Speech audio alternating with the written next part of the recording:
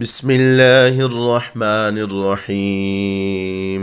قال الملأ الذين استكبروا من قومه لنخرجنك يا شعيب والذين آمنوا معك من قريتنا أو لتعودن في ملتنا. قال أولو كنا كارهين قد افترينا على الله كذبا إن عدنا في ملتكم بعد إذ نجانا الله منها وما يكون لنا أن نعود فيها إلا أن يشاء الله ربنا وسع ربنا كل شيء علما على الله توكلنا ربنا افتح بيننا وبين قومنا بالحق وأنت خير الفاتحين. وقال الملأ الذين كفروا من قومه لئن اتبعتم شعيبا إنكم إذا لخاسرون فأخذتهم الرجفة فأصبحوا في دارهم جاثمين. الذين كذبوا شعيبا كأن لم يغنوا فيها الذين كذبوا شعيبا كانوا هم الخاسرين. فتولى عنهم وقال يا قوم لقد أبلغتكم رسالات ربي ونصحت لكم فكيف آسى على قوم كافرين. وما أرسلنا في قرية من نبي إلا أخذنا أهلها بالبأساء والضراء لعلهم يضرعون ثم بدلنا مكان السيئة الحسنة حتى عفوا وقالوا قد مس آباءنا الضراء والسراء فأخذناهم بغتة وهم لا يشعرون. ولو أن أهل القرى آمنوا واتقوا لفتحنا عليهم بركات من السماء والأرض ولكن كذبوا فأخذناهم بما كانوا يكسبون. أفأمن أهل القرى أن يأتيهم بأسنا بياتا وهم نائمون أفأمن أهل القرى أن يأتيهم بأسنا ضحى وهم يلعبون أفأمنوا مكر الله فلا يأمن مكر الله إلا القوم الخاسرون. أولم يهد للذين يرثون الأرض من بعد أهلها أن لو نشاء أصبناهم بذنوبهم ونطبع على قلوبهم فهم لا يسمعون. تلك القرى نقص عليك من أنبائها ولقد جاءتهم رسلهم بالبينات فما كانوا ليؤمنوا بما كذبوا من قبل كذلك يطبع الله على قلوب الكافرين. وما وجدنا لأكثرهم من عهد وإن وجدنا أكثرهم لفاسقين. ثم بعثنا من بعدهم موسى بآياتنا إلى فرعون وملئه فظلموا بها فانظر كيف كان عاقبة المفسدين. وقال موسى يا فرعون إني رسول من رب العالمين حقيق على الله أقول على الله إلا الحق قد جئتكم ببينة من ربكم فأرسل معي بني إسرائيل. قال إن كنت جئت بآية فأت بها إن كنت من الصادقين. فألقى عصاه فإذا هي ثعبان مبين ونزع يده فإذا هي بيضاء للناظرين. قال الملأ من قوم فرعون إن هذا لساحر عليم يريد أن يخرجكم من أرضكم فماذا تأمرون. قالوا أرجه وأخاه وأرسل في المدائن حاشرين يأتوك بكل ساحر عليم. وجاء السحرة فرعون قالوا إن لنا لأجرا إن كنا نحن الغالبين. قال نعم وإنكم لمن المقربين. قالوا يا موسى إما أن تلقي وإما أن نكون نحن الملقين. قال ألقوا فلما ألقوا سحروا أعين الناس واسترهبوهم وجاءوا بسحر عظيم. وأوحينا إلى موسى أن ألق عصاك فإذا هي تلقف ما يأفكون فوقع الحق وبطل ما كانوا يعملون فغلبوا هنالك وانقلبوا صاغرين وألقي السحرة ساجدين قالوا آمنا برب العالمين رب موسى وهارون قال فرعون آمنتم به قبل أن آذن لكم إن هذا لمكر مكرتموه في المدينة لتخرجوا منها أهلها فسوف تعلمون لأقطعن أيديكم وأرجلكم من خلاف ثم لأصلبنكم أجمعين قالوا إنا إلى ربنا منقلبون وما تنقم منا إلا أن آمنا بآيات ربنا لما جاءتنا ربنا أفرغ علينا صبرا وتوفنا مسلمين وقال الملأ من قوم فرعون أتذر موسى وقومه ليفسدوا في الأرض ويذرك وآلهتك قال سنقتل أبناءهم ونستحيي نساءهم وإنا فوقهم قاهرون قال موسى لقومه استعينوا بالله واصبروا إن الأرض لله يورثها من يشاء من عباده والعاقبة للمتقين قالوا أوذينا من قبل أن تأتنا ومن بعد ما جئتنا قال عسى ربكم أن يهلك عدوكم ويستخلفكم في الأرض فينظر كيف تعملون ولقد أخذنا آل فرعون بالسنين ونقص من الثمرات لعلهم يذكرون فإذا جاءتهم الحسنة قالوا لنا هذه وإن تصبهم سيئة يطيروا بموسى ومن معه ألا إنما طائرهم عند الله ولكن أكثرهم لا يعلمون وقالوا مهما تأتنا به من آية لتسحرنا بها فما نحن لك بمؤمنين فأرسلنا عليهم الطوفان والجراد والقمل والضفادع والدم آيات مفصلات فاستكبروا وكانوا قوما مجرمين ولما وقع عليهم الرجز قالوا يا موسى ادع لنا ربك بما عهد عندك لئن كشفت عنا الرجز لنؤمنن لك ولنرسلن معك بني إسرائيل فلما كشفنا عنهم الرجز إلى أجل هم بالغوه إذا هم ينكثون فانتقمنا منهم فأغرقناهم في اليم بأنهم كذبوا بآياتنا وكانوا عنها غافلين وأورثنا القوم الذين كانوا يستضعفون مشارق الأرض ومغاربها التي باركنا فيها وتمت كلمة ربك الحسنى على بني إسرائيل بما صبروا ودمرنا ما كان يصنع فرعون وقومه وما كانوا يعرشون وجاوزنا ببني إسرائيل البحر فعتوا على قوم يعكفون على أصنام لهم قالوا يا موسى اجعل لنا إلها كما لهم آلهة قال إنكم قوم تجهلون إن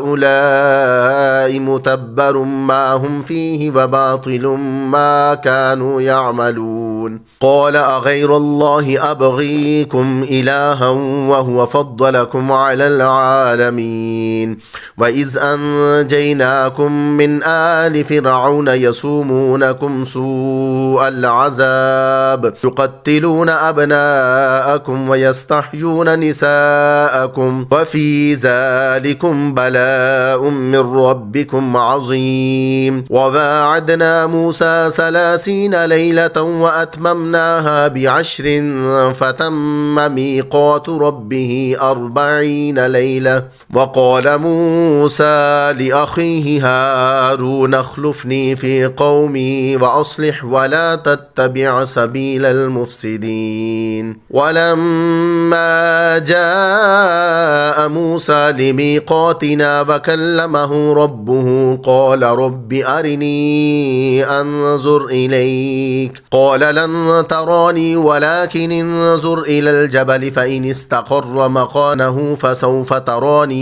فلما تجلى ربه للجبل جعله دكا وخر موسى صعقا.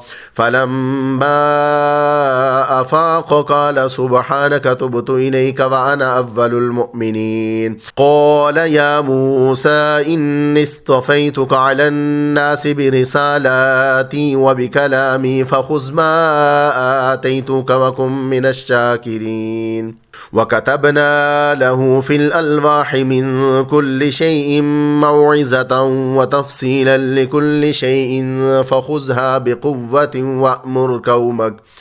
وأمر قومك يأخذوا بأحسنها سأريكم دار الفاسقين. سأصرف عن آياتي الذين يتكبرون في الأرض بغير الحق وإن يروا كل آية لا يؤمنوا بها وإن يروا سبيل الرشد لا يتخذوه سبيلا. ذلك بأنهم كذبوا بآياتنا وكانوا عنها غافلين. والذين كذبوا بآياتنا ولقاء الآخرة حبطت أعمالهم هل يجزون إلا ما كانوا يعملون. واتخذ قوم موسى من بعده من حليهم عجلا جسدا له خوار ألم يروا أنه لا يكلمهم ولا يهديهم سبيلا اتخذوه وكانوا ظالمين.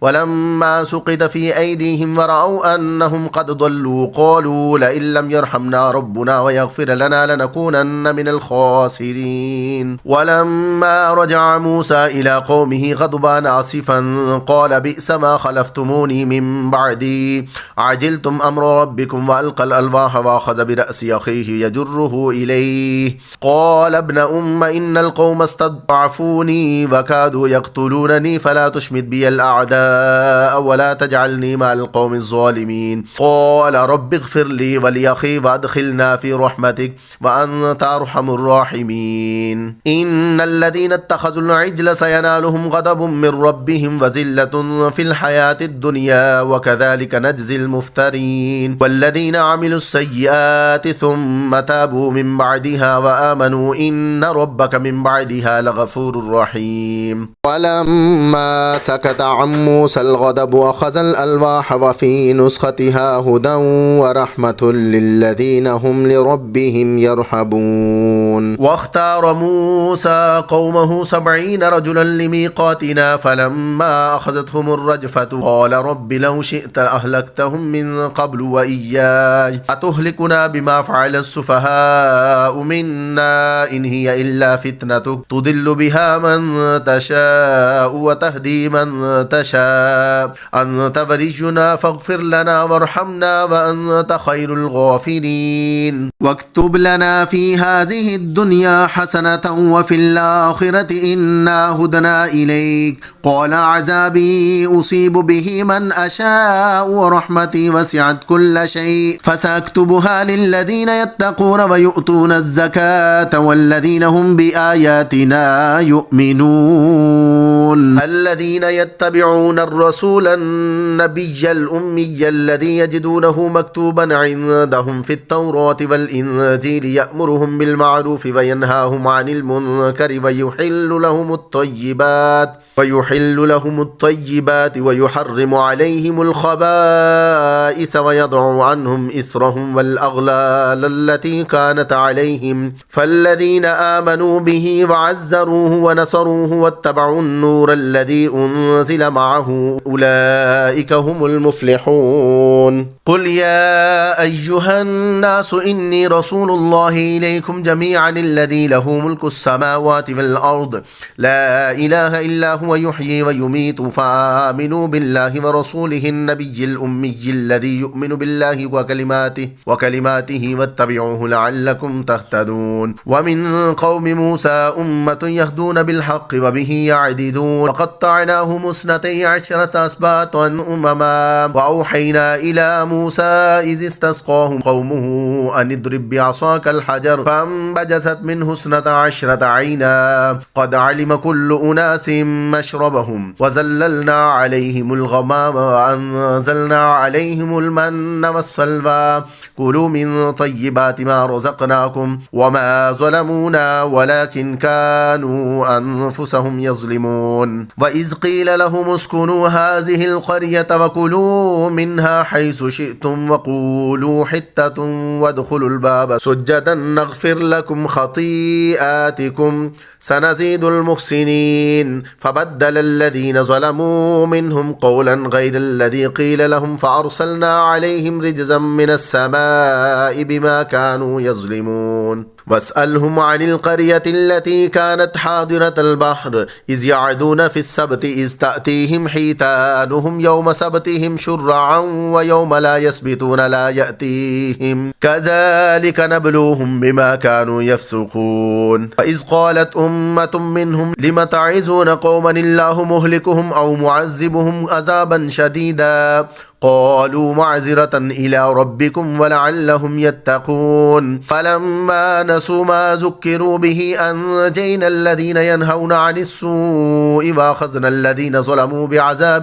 بئيس بما كانوا يفسقون. فلما عتوا عما نهوا عنه قلنا لهم كونوا قردة خاسئين. وإذ تأذن ربك ليبعثن عليهم إلى يوم القيامة من يسومهم سوء العذاب إن ربك لسريع العقاب وإنه لغفور رحيم. وقطعناهم في الأرض أمما منهم الصالحون ومنهم دون ذلك وبلوناهم بالحسنات والسيئات لعلهم يرجعون. فخلف من بعدهم خلف ورثوا الكتاب يأخذون عرض هذا الأدنى ويقولون سيغفر لنا وإن يأتيهم عرض مثله يأخذوه ألم يؤخذ عليهم ميثاق الكتاب ألا يقولوا على الله إلا الحق ودرسوا ما فيه والدار الآخرة خير للذين يتقون أفلا تعقلون.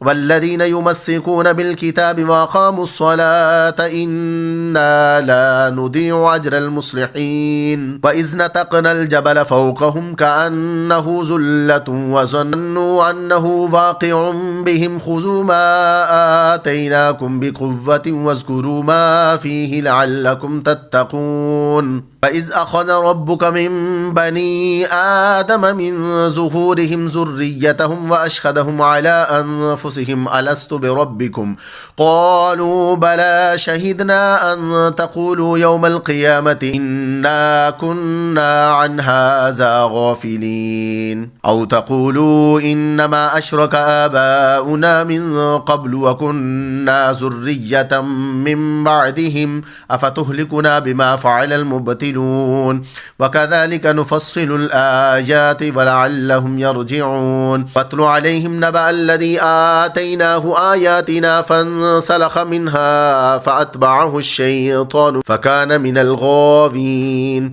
ولو شئنا لرفعناه بها ولكنه أخلد إلى الأرض واتبع هواه فمثله كمثل الكلب إن تحمل عليه يلهث أو تتركه يلهث ذلك مثل القوم الذين كذبوا كذبوا بآياتنا فاقصص القصص لعلهم يتفكرون ساء مثلا القوم الذين كذبوا بآياتنا وأنفسهم كانوا يظلمون من يهد الله فهو المهتدي ومن يضلل فأولئك هم الخاسرون ولقد زرأنا لجهنم كثيرا من الجن والإنس لهم قلوب لا يفقهون بها ولهم أعين لا يبصرون بها ولهم آذان لا يسمعون بها أولئك كالأنعام بل هم أضل وأولئك هم الغافلون ولله الأسماء الحسنى فادعوه بها وذروا الذين يلحدون في أسمائه سيجزون ما كانوا يعملون وممن خلقنا أمة يهدون بالحق وبه يعدلون والذين كذبوا بآياتنا سنستدرجهم من حيث لا يعلمون وأملي لهم إن كيدي متين أولم يتفكروا ما بصاحبهم من جنة إن هو إلا نذير مبين أولم ينظروا في ملكوت السماوات والأرض وما خلق الله من شيء وأن عسى أن يكون قد اقترب أجلهم فبأي حديث بعده يؤمنون من يضلل الله فلا هادي له ويذرهم في طغيانهم يعمهون يسألونك عن الساعة أيان مرساها قل إنما العلم عند ربي لا يجليها لوقتها إلا هو ثقلت في السماوات والأرض لا تأتيكم إلا بغتة يسألونك كأنك حفي عنها قل إنما علمها عند الله ولكن أكثر الناس لا يعلمون قل لا أملك لنفسي نفعا ولا ضرا إلا ما شاء الله ولو كنت أعلم الغيب لاستكثرت من الخير وما مسني السوء إن أنا إلا نذير وبشير لقوم يؤمنون هو الذي خلقكم من نفس واحدة وجعل منها زوجها ليسكن إليها فلما تغشاها حملت حملا خفيفا فمرت به فلما أثقلت دعوا الله ربهما لئن آتيتنا صالحا لنكونن من الشاكرين فلما آتاهما صالحا جعل له شركاء فيما آتاهما فتعالى الله عما يشركون أيشركنا ما لا يخلق شيئا وهم يخلقون ولا يستطيعون لهم نصرا ولا أنفسهم ينصرون وإن تدعوهم إلى الهدى لا يتبعوكم سواء عليكم أدعوتموهم أم أنتم صامتون إن الذين تدعون من دون الله عباد أمثالكم فادعوهم فليستجيبوا لكم إن كنتم صادقين ألهم أرجل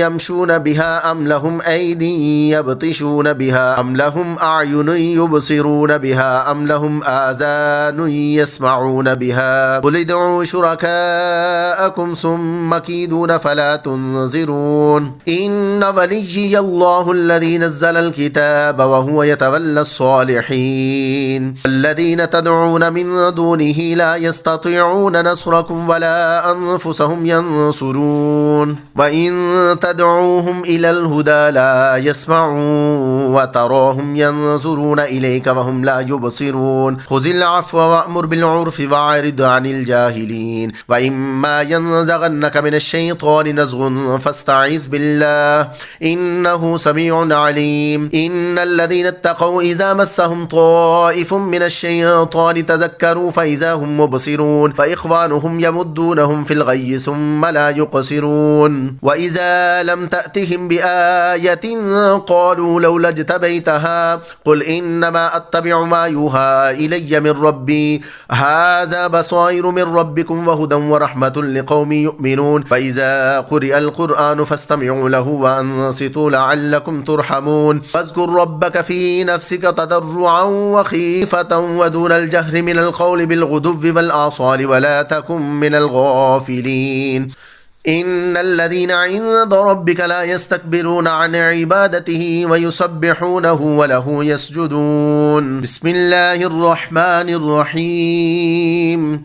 يسألونك عن الأنفال قل الأنفال لله والرسول فاتقوا الله وأصلحوا ذات بينكم وأطيعوا الله ورسوله إن كنتم مؤمنين. إنما المؤمنون الذين إذا ذكر الله وجلت قلوبهم وإذا تليت عليهم آياته زادتهم إيمانا وعلى ربهم يتوكلون. الذين يقيمون الصلاة ومما رزقناهم ينفقون أولئك هم المؤمنون حقا لهم درجات عند ربهم ومغفرة ورزق كريم. كما أخرجك ربك من بيتك بالحق وإن فريقا من المؤمنين لكارهون يجادلونك في الحق بعدما تبين كأنما يساقون إلى الموت وهم ينظرون. فإذ يعدكم الله إحدى الطائفتين أنها لكم وتودون أن غير ذات الشوكة تكون لكم ويريد الله أن يحق الحق بكلماته ويقطع دابر الكافرين ليحق الحق ويبطل الباطل ولو كره المجرمون. إذ تستغيثون ربكم فاستجاب لكم أني ممدكم ب1000 من الملائكة مردفين وما جعله الله إلا بشرى ولتطمئن به قلوبكم وما النصر إلا من عند الله